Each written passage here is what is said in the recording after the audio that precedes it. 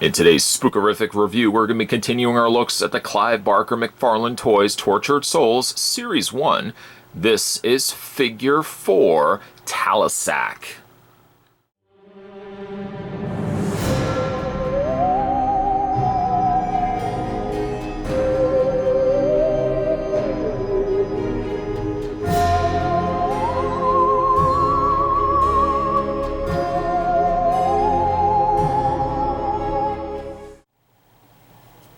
Let's first start this review by getting some measurements. Talisac, the figure, well, let's go with the figure first. The figure is about 7.5 inches tall. Now, granted, you're not going to obviously be standing him on his own. That's why it comes with this whole setup, this contraption here. And if you take it from the bottom to the very top, it's 11 inches in height. Now, this figure clearly defines the term tortured soul. Well, I do feel like the other tortured soul characters that we've looked at could perhaps be minions of the dead, minions of hell. I feel like Talisac here, on the other hand, is clearly just a tortured soul. I don't know what has led him to this, as I haven't really read into the 6th chapter Destiny's Legacy that comes included with these tortured souls. But I think I'm going to actually give those, I'm going to give that a read up after all these videos are done.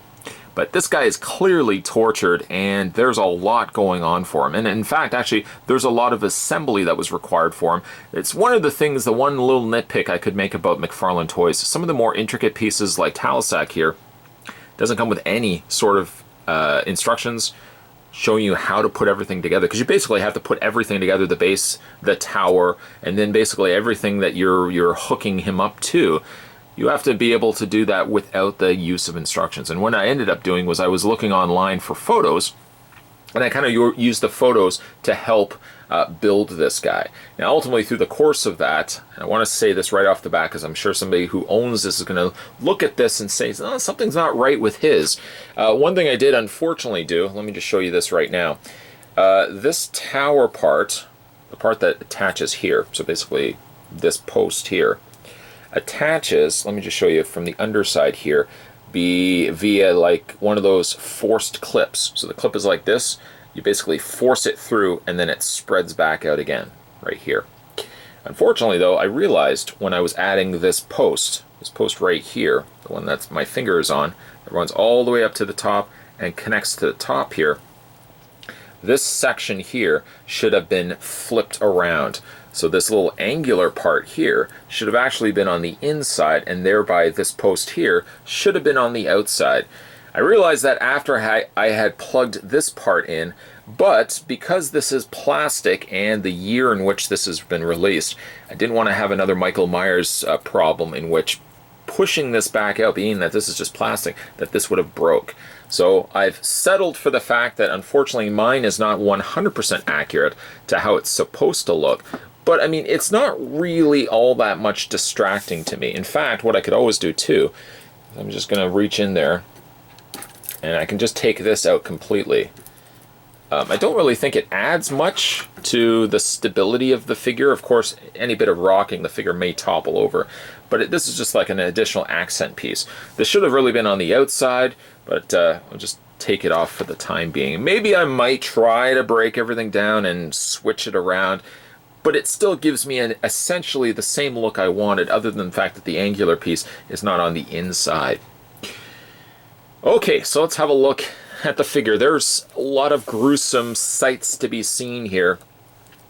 As you can see, Talisac is not necessarily even standing on his own accord. He's standing by virtue of all the hooks and everything that is lodged into his torso. Where do we start? Well, you know what? Let's start with his face. A gruesome, and you know what? I should have really mentioned this for a lot of these Tortured Soul reviews. Some viewer discretion should be advised. I know this is not necessarily collectibles for the kiddies. It is a little bit on the more scarier side, so I do apologize for that. I know that's the problem with this particular YouTube channel, is I try to do a little bit of both. Something for the younger viewers, something for the older adult collectors as well. And unfortunately, there are some times, such as what you see here, where unfortunately the figure just is not really more suitable for kids to be watching. So, you know, I'm sorry guys, I do apologize. So needless to say, here we have the face sculpt. I'm just going to tip it up right here. And you can see all the individual hooks.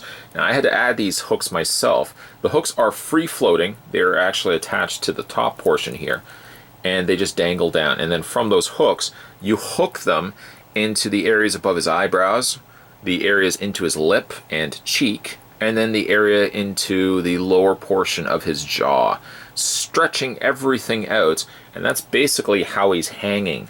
There are a few little assists, like he does have his little blood bag here, which is pulling the blood out of his system into this little bag. This attaches, this just clips onto the, just to the side. Let me flip this around so you can see. This attaches right up here. There's a little clip, and that dangles. That helps hold him up as well, because this is attached to him by the tubes. Other than that, though, I mean, that's basically how you assemble everything together, and the end result is just a gruesome presentation of a defined, tortured soul. Like, you couldn't get any more tortured than this poor chap right here. For the base end of it, it is on wheels, and the wheels do rotate, do roll at least. Now, there's interesting, actually, I don't know if there was two different versions of these, and maybe there's just two versions in general of all the tortured souls. But I know specifically with Talisac, when I was looking at him online, just images just to kind of confirm I had all the placement there in place, I noticed that there was one version, the version that I'm seeing right here and showing you guys, and then there was another version that was heavily blood soaked. Now that's not new to the McFarlane line. A lot of their movie maniacs have had blood and non-blood releases. Talisac, though, from many of the images I've seen, has had blood caked all over his body, and as well draped and dripped all over the base here. Now this base is pretty pristine, which doesn't really make much sense based on the way that he's hanging. You would think some of his entrails and bloody remains would drip themselves onto the base here. So this base is pretty clean, but I've seen images, though, where the base is extremely covered and soaked in blood. So maybe there are actually there's a bloody variant of this one, of this guy as well. Let's look at some of the other details on him. Well, he is very exposed, literally because he is naked, but also the fact that a lot of his flesh has been peeled away, showing you just like the little tendons and muscle fibers underneath his flesh. They've done their best. I say they, but they've done their best to kind of staple and keep him together. And it looks like he's carrying something inside of him.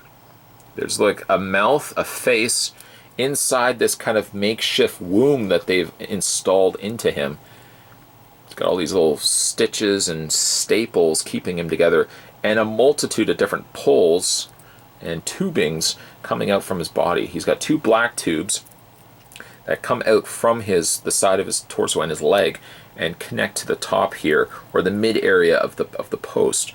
And then he's got two tubes coming out from his body that are pumping the blood, I'm assuming, into the bag and not the other way around, or maybe the blood is pumping itself into his system, maybe possibly keeping him alive. And that's the only thing that's keeping this poor chap alive. Again, some great detailing, some great paint. They kept the paint on him very pale and very cold. Obviously, he's just holding on for dear life. I especially really like the sculpt of his feet. They've got a slight arch to them. You can see that they're just dangling there, dangling over this somewhat spiky bottom part of this whole apparatus that's keeping him together. This is a figure that's not so much a figure as it is a display base. And seeing the fact that he does topple a little bit, he's a little, if you get kind of in a rocking motion, it does seem to want to kind of assist with having him tip over. Maybe by having that thing flipped around might have prevented a little bit of that, might have kept it a little bit more stable. But he doesn't really have much in the way of posability. You can kind of, he does have arm articulation, for example, and hand articulation, but he doesn't really have a whole heck of a lot. Really, what you're getting from this guy is more a display piece than really anything else. It's a fantastic sight, but it's certainly one of the more gruesome sights from the Tortured Souls line. Yes, no better an example of a tortured soul than figure 4 here of Talisac. Well, again, I mentioned before, I feel like maybe the other members of the tortured soul lineup perhaps are now minions of hell. I feel like this poor guy has just become the end result of being tortured indefinitely for the rest of all time. This guy will be continued a tortured soul. The contraption and the setup is done extremely well, and it can only really lead me further to believe that McFarlane and the team behind this are really quite twisted themselves to have come up with such an abomination of a character in plastic form is not only spectacular, but extremely scary as well. I do like the setup, even though unfortunately I did have it facing the wrong way. It seems to still do whatever purpose it needs to do. And I really actually thought plugging him into place and hanging him by the chains that he would be extremely unstable and something that could potentially come right off. But there's nothing really that's keeping him on there other than the chains and the blood bag that are hinged itself over the top bar. Other than that, there's really nothing that's keeping this guy standing other than the weight of the weight of the chains in his face. It's truly an accomplished sculpt. A little more on the gruesome side than maybe some of the others, but still quite an impressive feat nonetheless. Today, once again, we were continuing our looks at the McFarlane toys. This was the Tortured Souls Series 1, and this was Figure 4, Talisac. Gruesome. Oh, and also on a side note, just before we wrap up this video as well, he does have foot articulation. Just want to throw that in there as well. He has foot articulation. Not that you really would want to be twisting his feet, because really the way that they look now is perfectly fine. Today, though, looking at Talisac. Truly a tortured soul. Certainly, if you haven't had a chance yet to subscribe to this channel, make sure you hit that little subscribe button down below. You'll never miss a beat, especially now. Now is the time you want to subscribe to this channel, because all throughout the month of Spotober, we're going to be having a look at some spooky themed items. Some horror, some a little less tame, a little more tamer, I suppose, to what we're looking at right here. I would like to think this is to the extreme of what we're going to be looking at over the month of Spotober. So if you kind of had to look at this video with your fingers through, just peering through your fingers, don't worry, don't worry. The videos will be a little bit tamer than what we've been looking at right here. As always, guys, thanks for watching, though, as you always do. I certainly really appreciate it. And I'll see you guys next time. Bye.